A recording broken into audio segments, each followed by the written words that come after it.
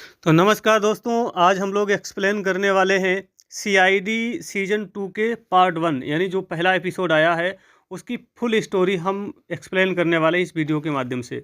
तो आइए शुरू करते हैं वीडियो।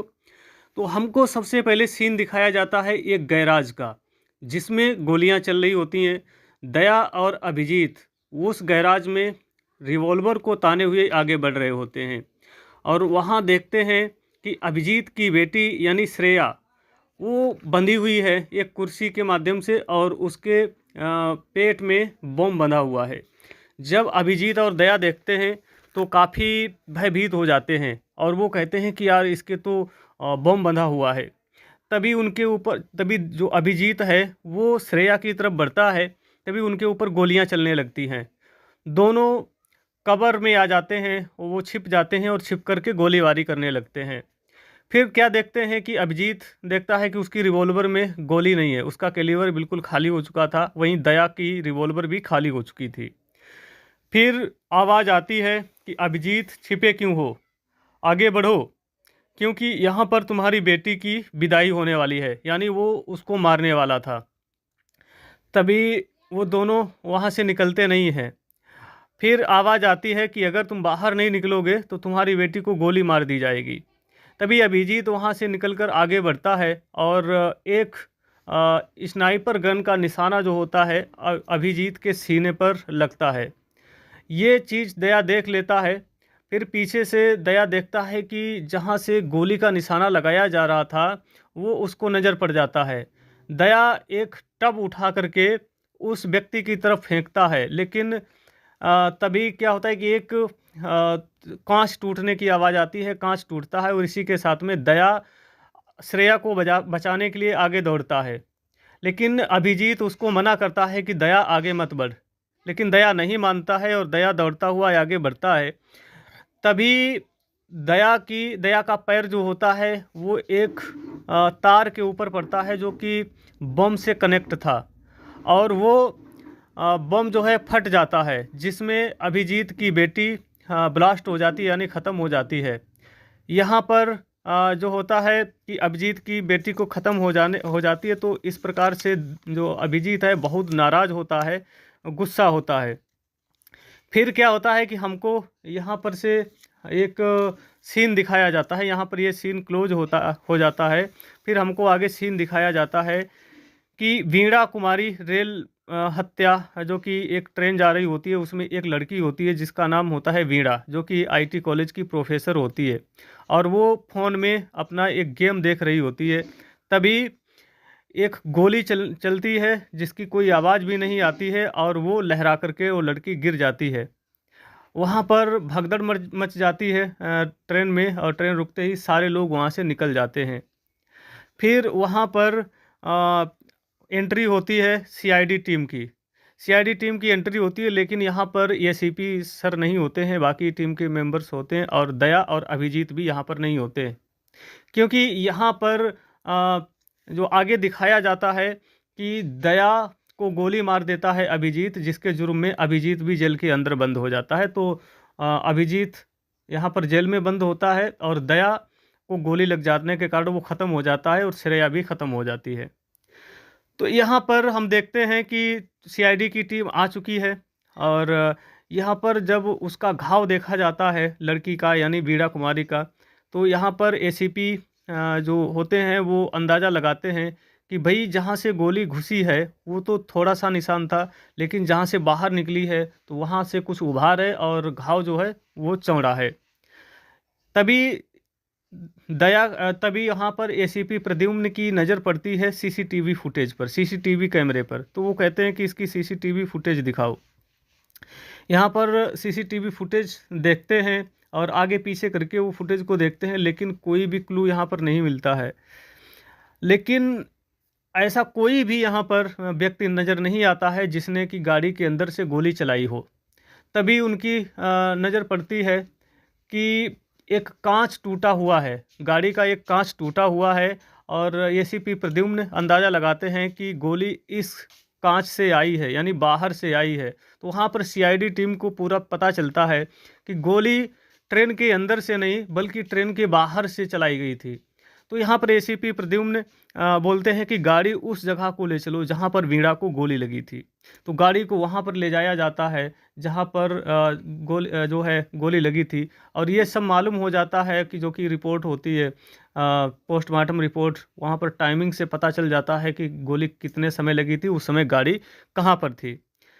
तो यहाँ पर क्या होता है कि दिखाया जाता है कि गोली जो थी एक बिल्डिंग के ऊपर से चली थी। गोली एक बिल्डिंग के ऊपर से चली थी, और एसीपी जो हैं वो बताते हैं कि यहाँ पर देखो जिस प्रकार से इसको गोली लगी है कि स्नाइपर गन से मारी गई है गोली, जो कि बहुत दूर से चलाई जा सकती है। और इसी प्रकार का एक मर्डर गोवा में भी हुआ था, जिसका कनेक्शन इस मर्डर से बिल्कुल पूरी तरीके से मिलता है। अब अवनी और रंज को बिल्डिंग में भेजते हैं वहाँ पर इन्वेस्टिगेशन के लिए। वहीं एक टीम गोवा के लिए भेजी जाती है जिसमें उर्वी और पंकज होते हैं। अब जब ये दोनों उर्वी और पंकज जाते हैं रास्ते में, जो कि उर्वी होती है वो बहुत निराश होती है, और वो उसका हंसना मुस्कुराना सब गायब हो चुका था। और तभी अब जो पंकज होता है वो पूछता है कि आप इस तरीके से मायूस क्यों हो, तो वो बताती है कि उसको अभिजीत और दया की याद आती है। वो इस सीआईडी टीम के ऐसे मेंबर थे जिन्हें राम और लखन की तरह याद किया जा सकता है। उनके बगैर ये जो सीआईडी टीम है बिल्कुल भी अच्छी नहीं लगती है। फिर यहाँ से हमको क्या दिखते हैं कि ये दोनों जाते हैं वहाँ पर गोवा में, इन्वेस्टिगेशन करते हैं, और यहाँ बिल्डिंग में भी पूरी तरीके से इन्वेस्टिगेशन होती है। और यहाँ पर जो दिखाया जाता है कि कुछ फुटेज मिलते हैं, जूते के फुटेज मिलते हैं बिल्डिंग के अंदर, और वहाँ पर गन पाउडर भी मिलता है जहाँ से गोली चलाई गई थी। और इसी प्रकार से गोवा में भी ये लोग पता लगा लेते हैं कि जहाँ पर देखो एक पुलिस होता है जो कि सहायता करता है इनकी कि हत्या कहाँ पर हुई थी। अब हमको एक सीन में अभिजीत को दिखाया जाता है जो कि जेल के अंदर होता है, और जिसमें वो एसीपी के सामने गोली मार देता है।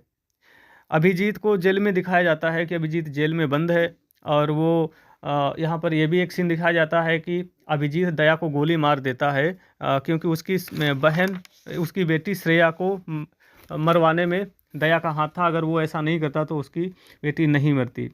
गोवा में जहाँ मर्डर हुआ था उसकी इन्वेस्टिगेशन करते हुए पंकज और उर्वी का एक पुलिस वाला जो है वो साथ देता है, और वहाँ एक वीडियो फुटेज भी मिलता है जो कि ये दोनों भेज देते हैं एसीपी के पास में। गोवा में जो मर्डर हुआ था, मर्डर की जगह से 2 किलोमीटर लगभग दूर एक ऊंची बिल्डिंग होती है, और वहाँ पर उर्वी बोलती है कि वहाँ पर चल कर के देखेंगे कि वहाँ से हो सकता है कि गोली वहाँ से चली हो। तो ये दोनों वहाँ पर जाते हैं, तो काफ़ी ऊंची सीढ़ियाँ थी, तो पंकज को वहाँ पर चढ़ने में काफ़ी परेशानी होती है, क्योंकि वो बहुत मोटा है वहाँ, इसीलिए उसको चढ़ने में काफ़ी परेशानी होती है। और आखिरकार उनको वो स्पॉट पॉइंट मिल जाता है जहाँ से वो गोली चलाई गई थी। फिर दोनों एसीपी के पास में जाते हैं और एसीपी को बताते हैं, तो एसीपी बोलते हैं कि सब एक ही खूनी का काम है। और एसीपी और रोहित बीड़ा का खून आखिर वो क्यों करेगा, जो रोहित है वो बोलता है कि आखिर ये बीड़ा का खून क्यों करेगा और ये क्यों मर्डर कर रहा है। ये बातें जो हैं सभी सीआईडी मेंबर्स के दिमाग में चल ही रही थी। अब हमको एसीपी जो होते हैं वो लैब में दिखाए जाते हैं। रोहित वीणा की मौत का कुछ पता चला, ऐसा पूछते हैं। एसीपी पूछते हैं कि क्या रोहित और वीणा की मौत का कुछ पता चला है।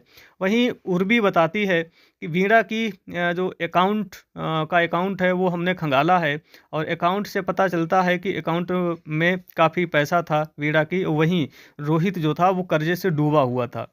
फिर एसीपी बताते हैं कि यहाँ पर ये दोनों कर्जे में भी डूबे हुए थे। फिर उन्हें पता चलता है कि एक क्लू है जो कॉमन है, दोनों की मौत दोनों में कॉमन होता है जो, तो वो कौन सा क्लू है जो दोनों में कॉमन है। वो कॉमन क्लू ये है कि दोनों के मोबाइल में, यानी वीणा के मोबाइल में और रोहित के मोबाइल में एक शूटर गेम है जो कि दोनों खेला करते थे, और हो सकता है कि उस गेम के माध्यम से दोनों चैटिंग भी करते हों। तो यहाँ पर पता चलता है कि जिस ईमेल से ये गेम डाउनलोड किया गया था वो आदमी तो मर चुका है, फिर ये गेम अभी चालू क्यों है।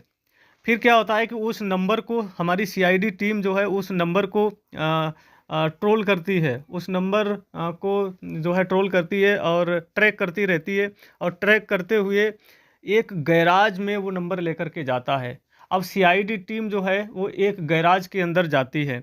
यहाँ पर एसीपी प्रद्युम्न समझाते हैं सभी को, सभी मेंबर्स को इन्वेस्टिगेशन करते हुए समझाते हैं कि देखो सभी लोग होशियार रहना, क्योंकि ये लोग शार्प शूटर हैं और कहीं से भी गोली चल सकती है, इसीलिए हम लोगों को बहुत ही होशियारी से यहाँ पर करनी है इन्वेस्टिगेशन। तभी वहाँ इन्वेस्टिगेशन होती है। एसीपी को जब सावधान रहने के लिए सभी लोगों को बोल देते हैं, तभी एसीपी प्रद्युम्न की एक नज़र एक नकाबपोश के ऊपर पड़ती है और वहाँ पर वो इनके ऊपर गोली चलाने ही वाला होता है। तभी एसीपी प्रद्युम्न उसको पकड़ करके और ऊपर टांग लेते हैं, उठा करके वो पटक लेते हैं उसको, और फिर बोलते हैं कि बच्चे भले ही 6 साल के बाद मैं लौटा हूँ, पर अकड़ तो वही है तूफानी।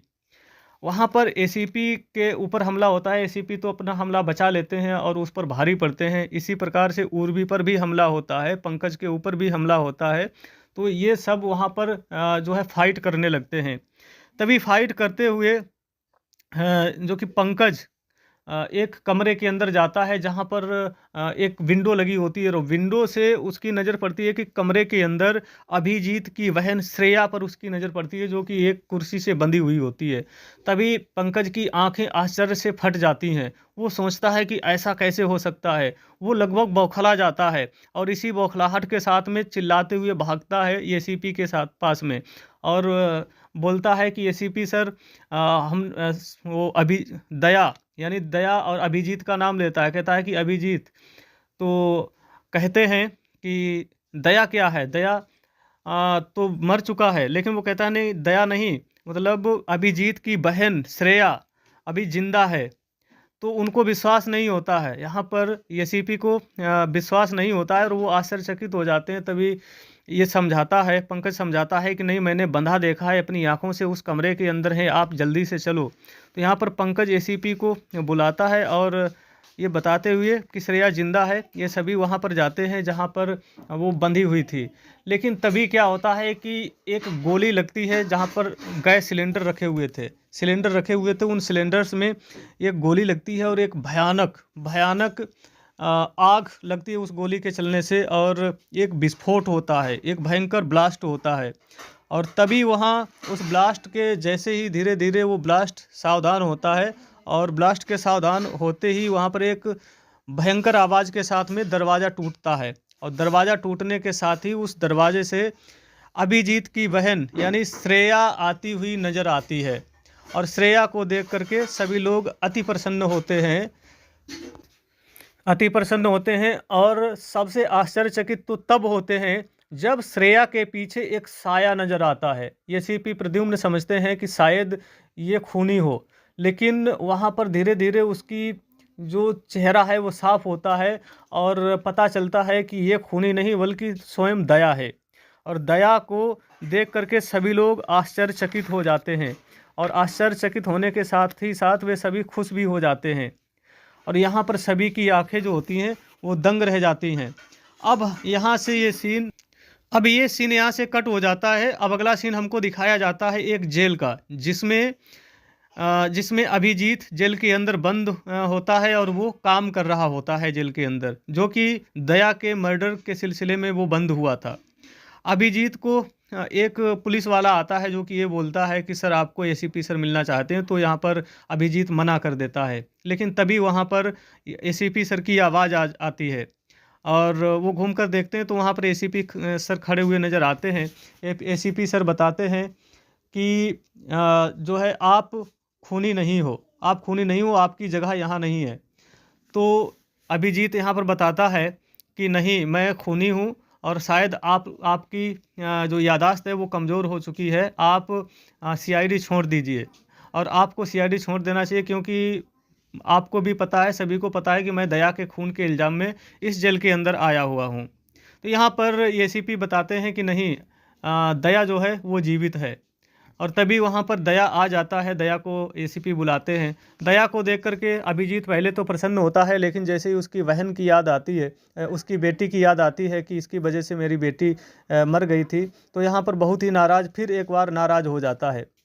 और लेकिन फिर यहाँ पर दया बताता है कि नहीं, आपकी बेटी जो है, आपकी बेटी आप के यादों में आपको ज़िंदा नहीं रहना है, आपको आपकी बेटी के साथ में ज़िंदा रहना है, क्योंकि आपकी बेटी मरी नहीं है, वो जीवित है।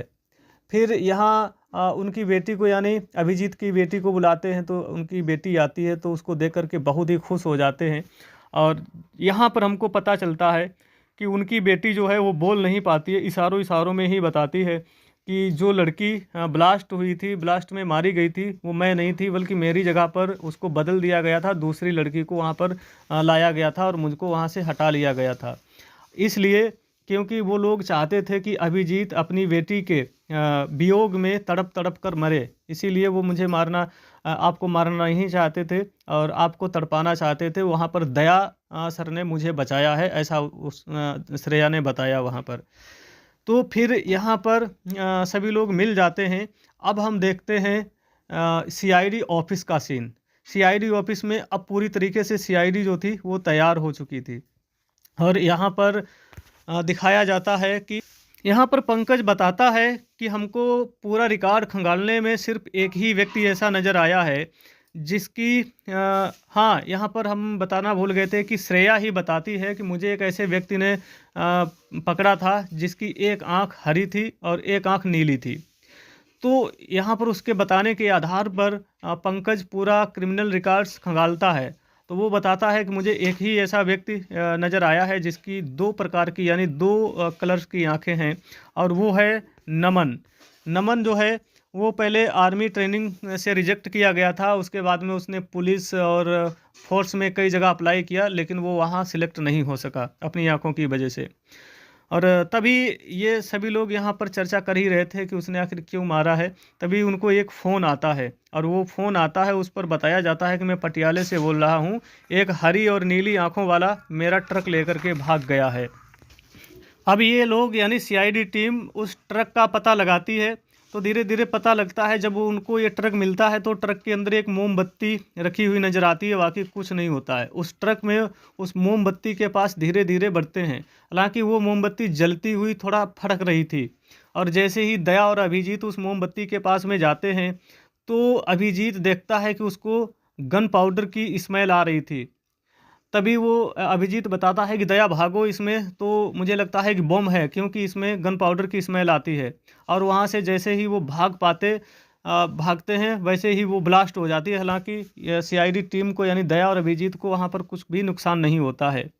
तभी यहाँ पर पता चलता है कि ये मोमबत्तियों का आज तो मार्च निकलने वाला है, यानी जो कि शहीद हुए थे, जो लोग शहीद हुए, मारे गए हैं, उनके लिए एक मार्च, कैंडल मार्च निकाला जाना है। और जिसमें एक गेस्ट के रूप में दया सर भी अभिजीत, वो एसीपी सर भी गए हैं, यानी एसीपी प्रद्युम्न उसमें मेन गेस्ट के रूप में गए हुए हैं। तो अब यहाँ से दोनों अभिजीत और दया दोनों जाते हैं एसीपी के साथ पास में, और वहाँ पर देखा जाता है कि बहुत से कैंडल्स जलाए जाते हैं, और वहाँ वो नकाबपोश यानी नीली और हरी आँखों वाला भी वहीं मौजूद होता है। और जब एसीपी सर जो हैं वो कैंडल को जलाते हैं, और कई कैंडल्स जो थे वो जले हुए रखे थे, तो वो फड़क रहे थे, एकदम फड़क रहे थे जलते हुए। तो अचानक उनकी नज़र पड़ती है, वो सोचते हैं कि ये कैंडल्स जो हैं वो फड़क क्यों रहे हैं। फिर उनको शक होता है, आखिर सीआईडी से कुछ भी बचा नहीं होता है। और उनको जब वो देखते हैं बारीकी से, तो वहाँ पर उनको स्मेल आ जाती है एक कैंडल से गन पाउडर की, और फिर उसको वो धीरे धीरे तोड़ कर देखते हैं तो पता चलता है कि वो बम बना हुआ है। तभी एक लड़की अपने पास में रखे हुए कैंडल्स को जला रही होती है, और ये सीपी सर उसको देख लेते हैं और दौड़ करके उसकी कैंडल्स को छीन करके फेंकते हैं, और जैसे ही फेंकते हैं वो ब्लास्ट हो जाती है। इसी समय जो अभिजीत और दया वो भी वहाँ पर आ जाते हैं, और ये सीपी सर चिल्ला करके सभी लोग बताते हैं कि भागो, कैंडल्स में बम रखा हुआ है। तभी वहाँ से सभी लोग भाग जाते हैं, और अभिजीत और दया वहाँ पर पानी की व्यवस्था करके लाते हैं। उस पर पानी का छिड़काव होता है सभी मोमबत्तियों के ऊपर, जिससे सारी मोमबत्तियाँ बुझ जाती हैं। अब वहाँ पर वो नीली और हरी आँखों वाला जो है वो उनके ऊपर अटैक कर देता है, लेकिन दया उसकी गन को एक हाथ से पकड़ लेता है और उसका जो गन का जो नाल होता है उसको धीरे धीरे मोड़ देता है। फिर उसके ऊपर मार पड़ती है और वो गिरफ्तार हो जाता है। तो उससे पूछा जाता है कि तुम आखिर क्यों ये सब कर रहे थे। तो वो बताता है कि शशांक को जानते हो, जो कि सीआईडी टीम का उसने साथ दिया था, लेकिन सीआईडी ने उसको मरने के लिए छोड़ देता है और वो अकेला मारा जाता है। तो यहाँ पर बताता है कि क्या एक भाई की मौत का गम क्या होता है, ये मैं बताना चाहता था पूरी सीआईडी टीम को, इसीलिए मैंने श्रेया को गिरफ्तार किया था और इन लोगों को मारा था। और इन लोगों को, रमन को और वीणा को इसलिए मारा था क्योंकि उनसे मुझे गन बनाने का तरीका जानना था। और जब मैंने गन बनाने का तरीका जान लिया तो उनकी कोई वहाँ पर आवश्यकता नहीं थी, उनके द्वारा राज ओपन हो सकता था, इसलिए मैंने उनको मार दिया। अब शशांक मारा गया था, उसका भाई जो था, क्योंकि वो सीआईडी का उसने साथ दिया था, लेकिन सीआईडी टीम जब वहाँ पहुँची थी तब तक वो मारा जा चुका था, वहाँ पर सीआईडी का कोई दोष नहीं था। और वो सोचता था कि सीआईडी ने उसका साथ नहीं दिया है, इसलिए मारा गया था। तो दोस्तों, आज का ये एपिसोड आप लोगों को कैसा लगा आप ज़रूर बताइएगा। हम मिलते हैं नेक्स्ट एपिसोड में, तब तक के लिए जय हिंद, जय भारत एंड सभी को नमस्कार।